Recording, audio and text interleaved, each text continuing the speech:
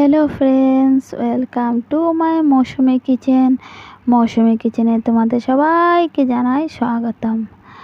আজকে আমাদের ঘরের সবাই বলছিল যে তুমি রোজ রোজ একই রকমের রান্না করো, আর ভালো লাগে না, একটু অন্যরকম করে পনিরটাকে রান্না করে দাও, তাহলে আমরা সবাই খাবো।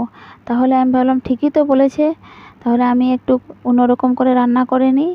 তাই আমি নিয়ে নিলাম এখানে পটল, আলু আর পনির দিয়ে আমি একটা রান্না করছি। আর কীভাবে রান্না করছি তোমাদের সাথেও শেয়ার করলাম, দেখে নাও। এখানে আমি আলু কেটে নিলাম আর সাথে পটলগুলোকেও কেটে নিলাম, যা ঘরে ছিল তাই দিয়ে আজকে পনিরটা রান্না করব একদম নিরামিষভাবে। এখানে আমি কড়াই বসিয়ে দিলাম। কড়াইয়ের মধ্যে প্রথমে দিয়ে দিলাম তেল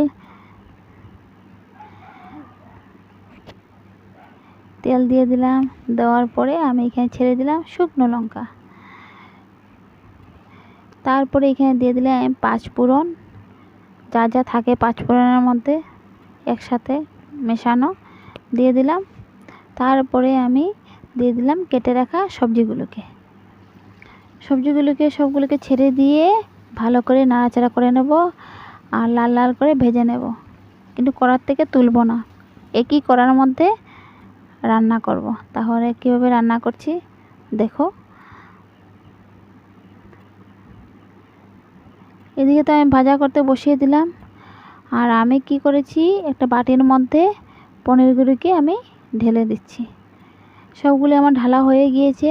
আমি এখন পনিরগুলোকে আমি একটু নুন দিয়ে সিদ্ধ করে নেব। আজকে আর পনিরগুলোকে ভাজা করব না, ভাজা না করে সিদ্ধ করে দেব। আজকে সিদ্ধ করার জন্য বসিয়ে দিয়েছি আমি, দেখতেই পাচ্ছ।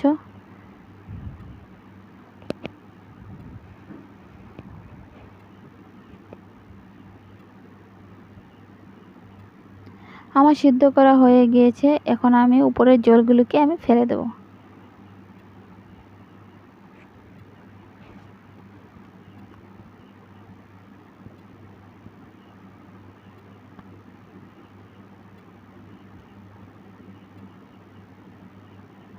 জলগুলোকে আমি ফেলে দিলাম। তারপরে এদিকে আমি দেখে নিচ্ছি ভাজা হয়েছে কিনা। হালকা ভাজা হয়ে গিয়েছে। ওর মধ্যে আমি পনিরটা ছেড়ে দিলাম, ছেড়ে আবার নাড়াচাড়া করে নিচ্ছি। দেখো ভালো করে নাড়াচাড়া করা হয়ে গিয়েছে, ভাজা ভাজা হয়ে গিয়েছে। তারপরে আমি এখন মশলাগুলোকে এক এক করে ছেড়ে দেব। এখানে আমি দিয়ে দিলাম 1 চামচের মতো হলুদের গুঁড়ো, 1 চামচের মতো দিয়ে দিলাম জিরার গুঁড়ো, 1 চামচ দিয়ে দিলাম শুকনো লঙ্কার গুঁড়ো, তারপরে দিয়ে দিলাম আদা বাটা, তারপরে দিয়ে দিলাম নুন আধা চামচ, সামান্য পরিমাণে দিয়ে দিলাম চিনি,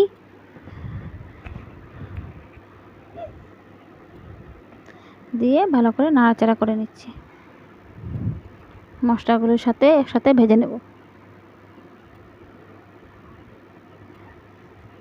ভেজে নিয়ে আমি 1 গ্লাসের মতন এখানে দিয়ে দিলাম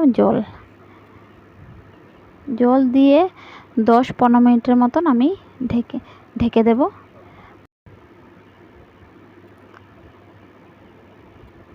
15 মিনিট পরে চলে আসলাম। দেখো সুন্দর করে আমার সবজিগুলি সিদ্ধ হয়ে গিয়েছে। এই যে আমি চেক করে নিচ্ছি, দেখো কি সুন্দর আলুগুলো সিদ্ধ হয়ে গেছে।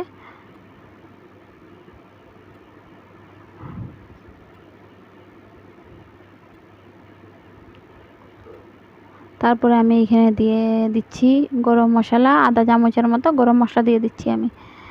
তারপরে এখানে দিয়ে দেবো আমি ঘি। নামানোর আগে এই যে ঘি দিয়ে দিচ্ছি। ঘি দিয়ে ভালো করে নাড়াচাড়া করে নেব, আর ঝোলটাকে আর একটু শুকিয়ে আসবে, তারপরে নামিয়ে নেব। নামিয়ে নিলেই আমার তরকারি রেডি।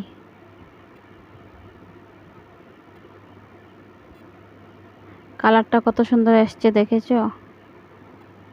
আশা করি খেতেও ভালো লাগবে। তোমরা ঘরে একবার ট্রাই করে দেখতে পারো এইভাবে। সিম্পলভাবে রান্না করে নিলাম আমি। দেখো কত সুন্দর একটা রান্না হয়ে গিয়েছে।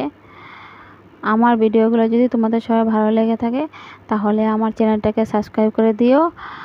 আর আজকের জন্য বিদায় নিচ্ছি। Thank you, by.